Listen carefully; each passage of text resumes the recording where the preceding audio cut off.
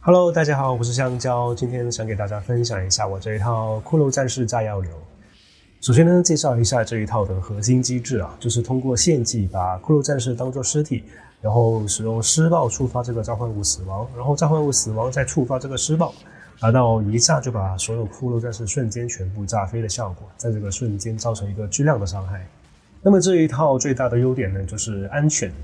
由于有大量的骷髅战士在前面给我们吸引仇恨或者挡住各种的投射物，怪呢也会被我们用丁身控制在远处然后骷髅战士被我们炸死的时候呢，冷库之间也会掉落大量的痕迹给我们无限续这个能量护盾，暴毙的几率是非常的低然后另一个就是因为这是一个没有利用 bug或者是比较夸张的传奇，是算是比较正统的玩法了，目前看起来被 nerf 的机会应该也不大。然后另一个优点呢是造价比较便宜，或者说风险容忍吧，因为它不需要绑定一些贵价传奇，也没有什么硬性要求，便宜的话可能几十重高注也可以有不错的强度。那么唯一的缺点呢，就是在比较狭窄的地图，那召唤物的 AI 呢可能会被卡住。但是最近这个 patch 0.1.1 这个更新之后呢，召唤物在离开过远的时候会瞬间在身边重生，这个对我们流派来说算是一个史诗级的大增强。好的，废话不多说，我们介绍一下这个技能的串法。首先是这个盐狱猎犬，我串的是临终恐袭、扑杀、瘫痪、点火，还有火焰曝晒。其实串什么都差不多了，只是加减的用一下，就有点效果，就算是一点点的意外之喜吧。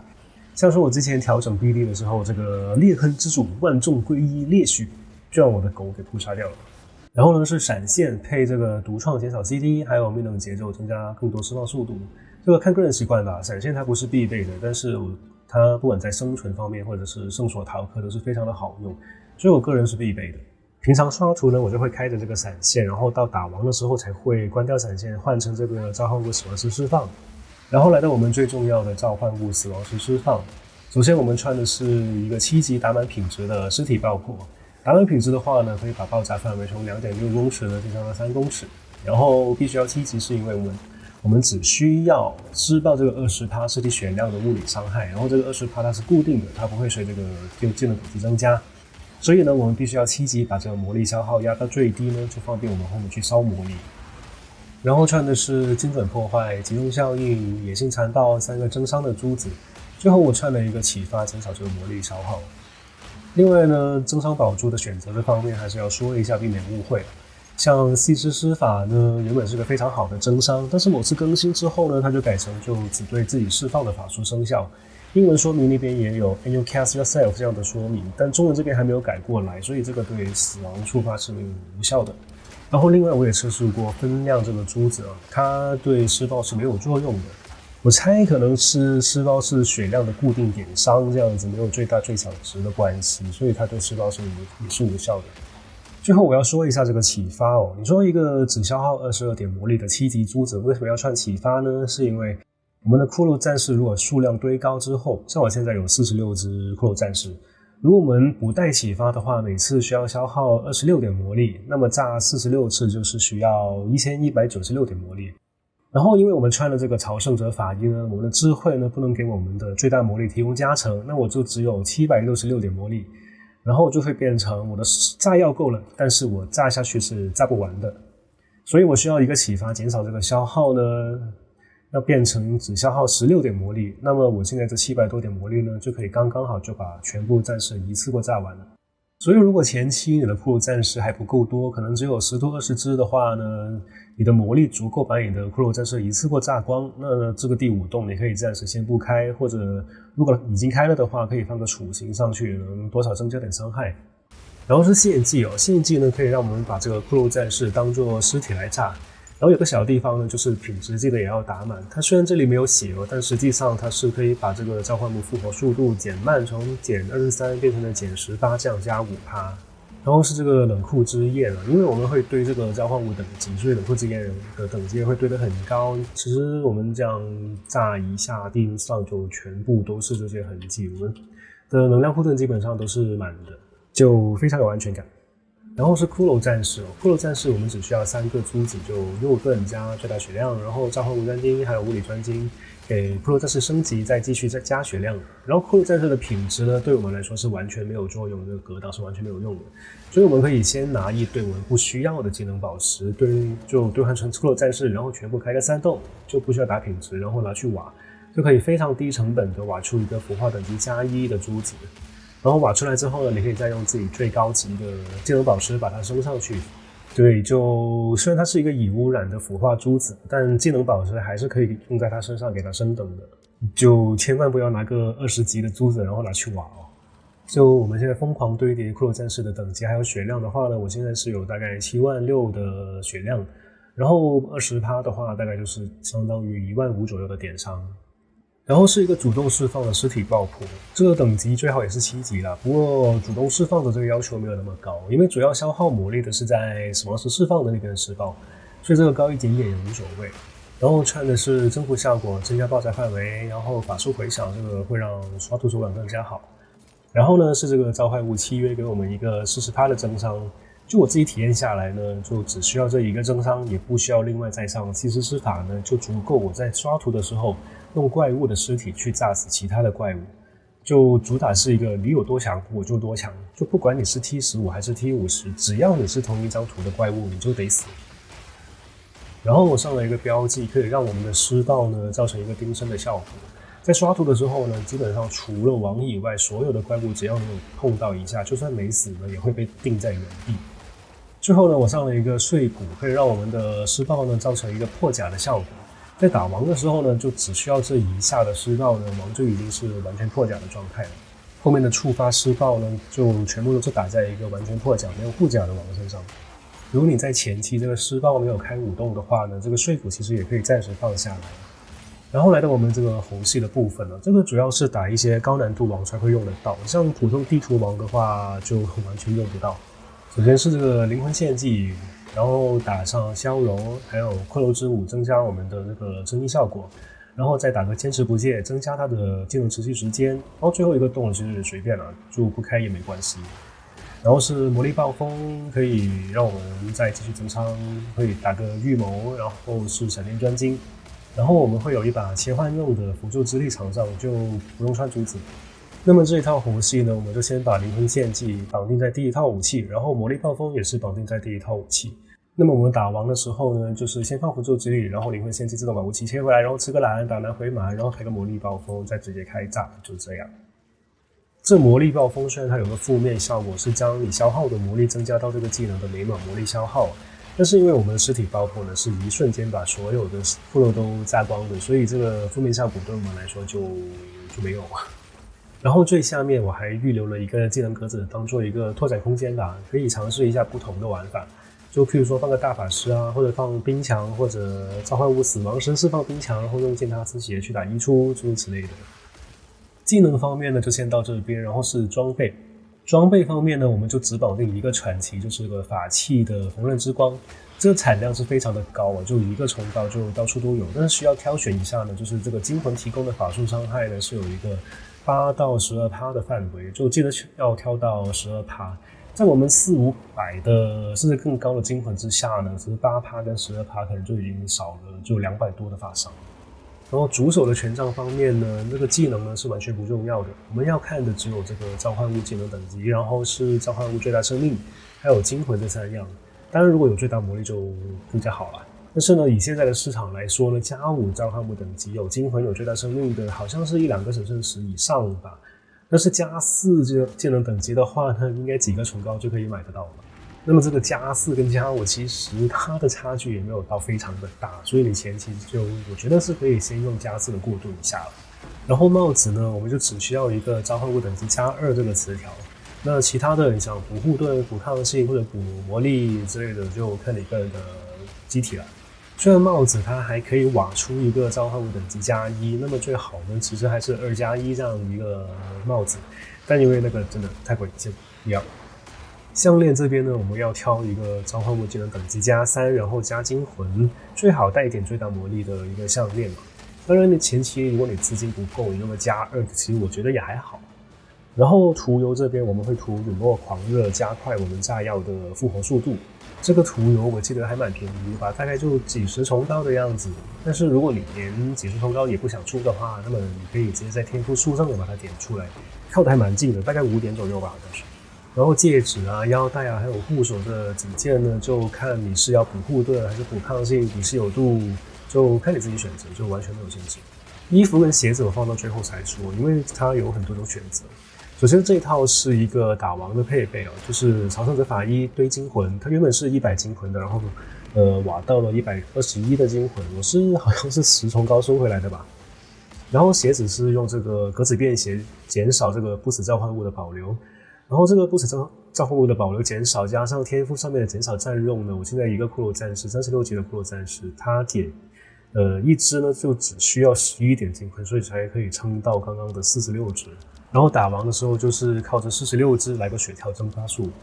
然后正常刷图其实我不会穿这一套了，因为没有跑速跑得慢啊。然后朝圣者法衣它虽然给的金魂很够，但是它的护盾真的太少了。如果换上正常的黄装的话，我的护盾可以多2000，这样生存上面会更加的有保障，也不会被什么燃烧地面啊之类的给坑死。所以一般刷图呢，我就直接穿这一套黄装，就衣服要有金魂、有护盾，然后鞋子要有跑速、有护盾，其他的就是补魔力啊、补抗性、补稀有度之类的。这么换下来呢，虽然我只剩下了29只骷髅战士，但是其实绝大部分情况都完全够用了，就没有必要在普通刷特色的时候追求太高的伤害，因为完全是溢出的。然后鞋子还有个选项就是这个践踏之鞋原本就是个1重高，到处都有，我自己也打了很多双的东西，但是最近因为各种build的关系，就升上了神圣10的价格，看个人需不需要吧。有了这双鞋子的话呢，因为我们施暴本来就是一个大范围的高伤害那么这个伤害它打死怪物之后呢，它就会溢出，然后溢出的伤害会再打死怪物再溢出，然后再打死怪物再溢出。如果现在刷图的话，大概会溢出到4次爆炸之后才会炸不死怪，所以基本上就是一个试爆下去，基本上就是清屏的感觉。然后天赋方面大概长这个样子。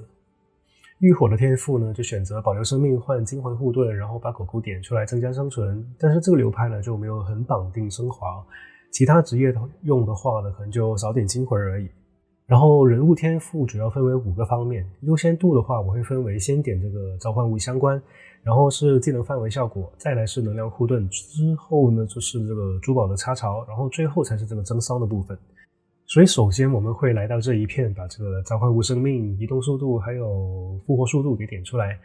然后再来到最上面这一圈点出这个召唤物占用，然后就是这边召唤物生命以及我们涂油涂出来的这个陨落狂热。在范围效果这方面呢，主要就是这一圈还有这一圈。最后呢，是因为爆裂冲击这里呢就很适合吃那个石叠宝石，所以这一圈的范围效果也可以拿，但是这个数值不高，所以如果不放石叠宝石的话，就优先度可以靠后一点。范围效果呢，主要是用来增加我们刷图的手感让一团怪呢能够炸到下一团怪那个边缘怪，那么我们下一团怪呢就有一个尸体可以去用来炸那个下一团怪。还有就是我们的骷髅战士如果数量多起来之后呢，王的身边有可能是会太挤了，挤不进去，那就需要我们点一点范围效果，让骷髅战士就算挤不进去呢，也能炸出这个伤害来。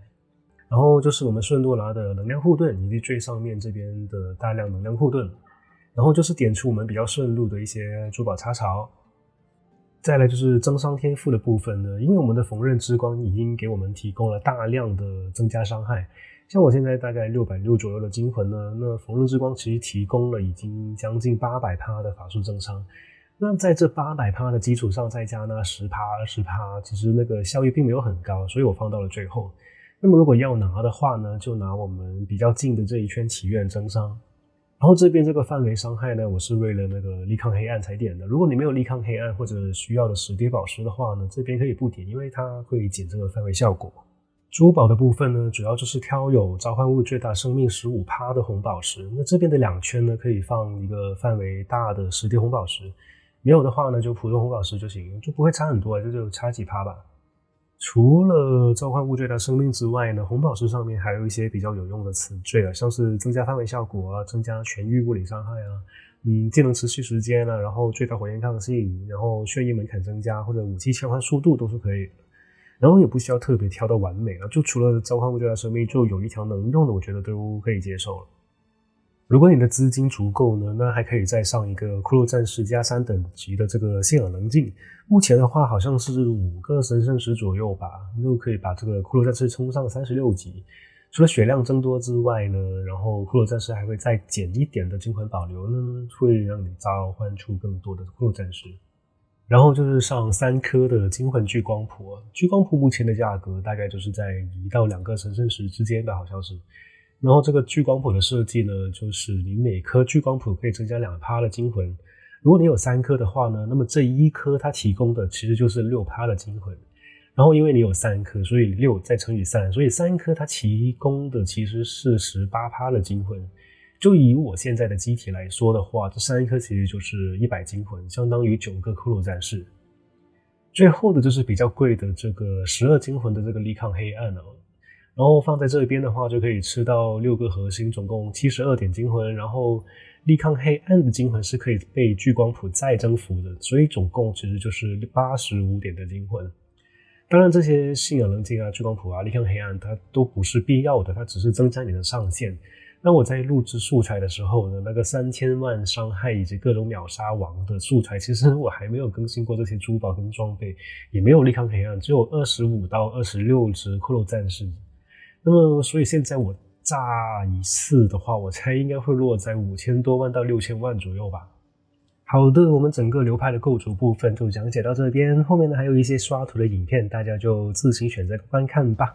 谢谢大家，再见。